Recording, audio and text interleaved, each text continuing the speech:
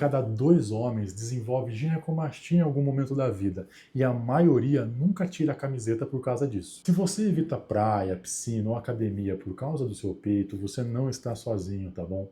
A ginecomastia, ela afeta entre 40% a 60% dos homens. Não é fraqueza, não é falta de treino, é sua biologia. Mas isso tem uma solução definitiva. Meu nome é Rafael Pacanaro, eu sou cirurgião plástico especializado no contorno corporal masculino. E neste vídeo eu vou contar a verdade sobre a ginecomastia. Que dieta e treino não resolvem. A cirurgia às vezes é a única resposta. E no final desse vídeo eu vou mostrar um caso real de um paciente que operou e ele morria de medo da cicatriz. O que aconteceu com ele vai mudar a sua perspectiva sobre esse medo. Um estudo da Unifesp avaliou 33 pacientes operados com ginecomastia. Os resultados foram medidos com questionários validados. Sabe qual foi a conclusão? Melhora estatisticamente significante da saúde mental, de aspectos sociais, da capacidade funcional e vitalidade desse homem. Não estamos falando de um paciente satisfeito, estamos falando de ciência publicada. O Hospital Sírio-Libanês documenta: muitos homens relatam que após a cirurgia eles voltam a praticar esportes, usam roupas com mais liberdade, retornam às atividades sociais que estavam ausentes há anos. Isso não é estética, é qualidade de vida recuperada. Mas afinal, o que é ginecomastia de verdade? É o crescimento benigno do tecido glandular mamário em homens. Não é gordura, é glândula. E essa diferença muda tudo no tratamento. A gordura localizada você pode reduzir com dieta, com exercício, a glândula não. Nenhuma dieta do mundo elimina tecido glandular. Nenhum treino de peitoral, por mais intenso que seja, resolve a ginecomastia verdadeira. Se alguém te disse que era só emagrecer, te deram uma informação muito errada. Então, o que causa esse crescimento glandular? Por que ele aparece? Uma palavra: desequilíbrio. Desequilíbrio entre testosterona e estrógeno. Quando o estrógeno está alto em relação à testosterona, ele estimula o crescimento da glândula mamária. Na adolescência, o eixo hormonal está oscilando em até 60% dos adolescentes. Geralmente ele se resolve sozinho.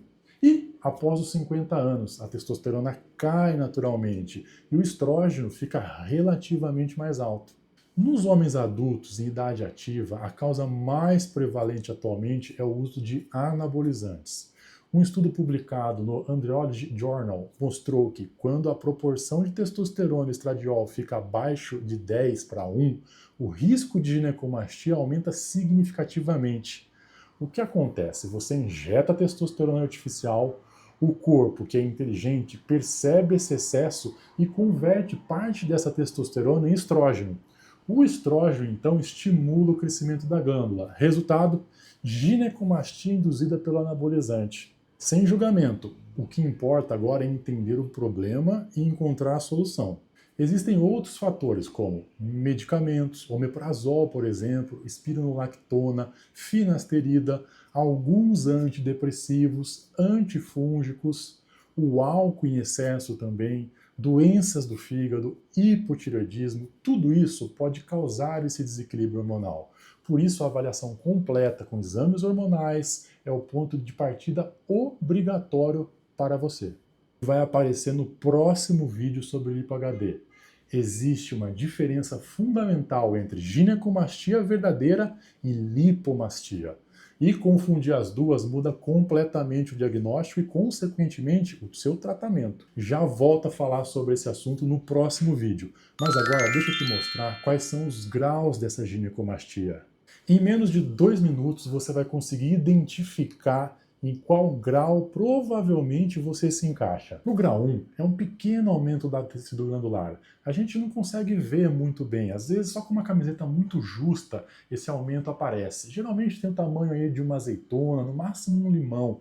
Pode ser um pouquinho dolorido ao toque. No grau 2, a gente tem 2 casos. Tem o grau 2A e o grau 2B.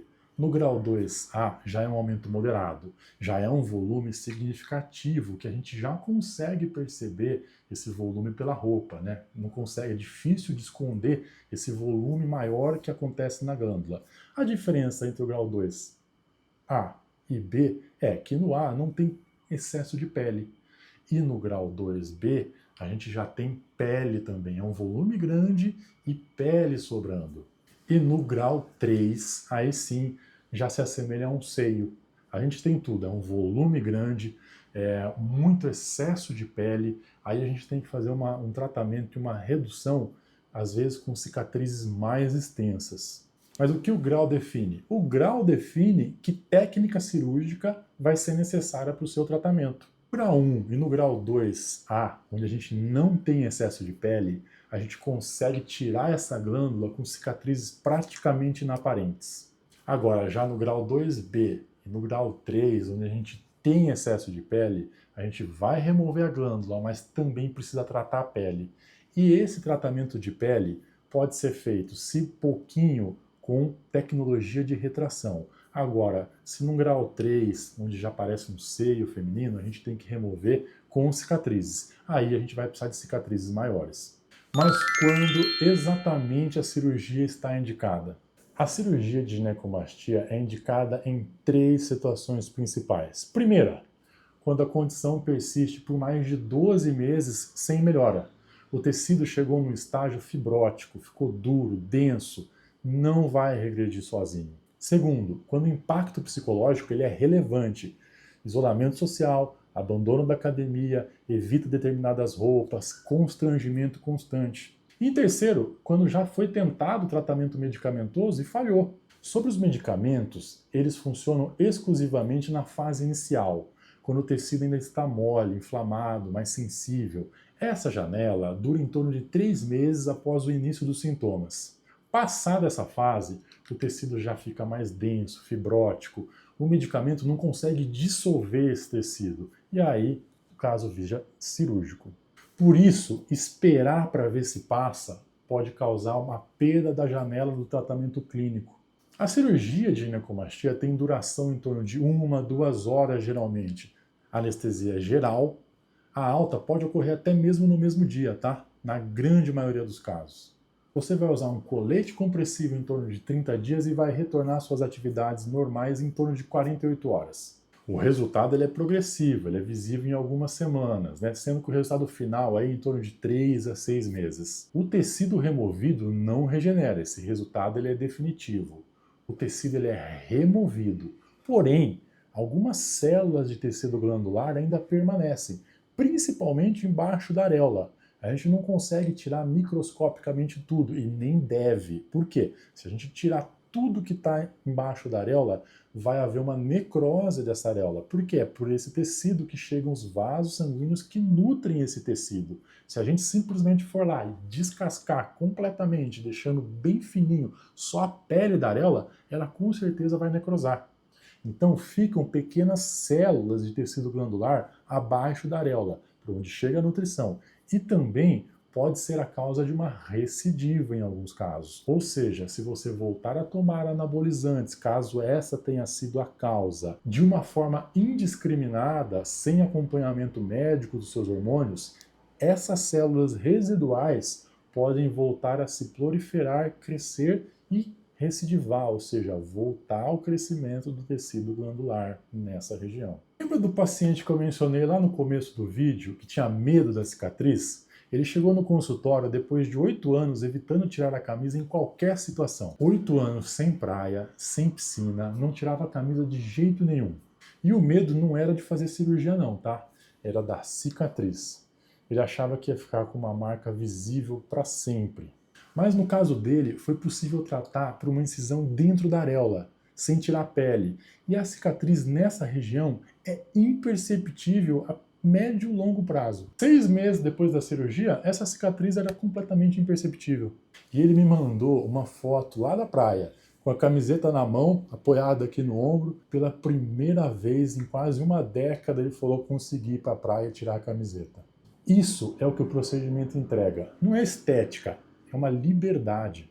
Se você se reconheceu em algum ponto desse vídeo, o primeiro passo é uma avaliação presencial.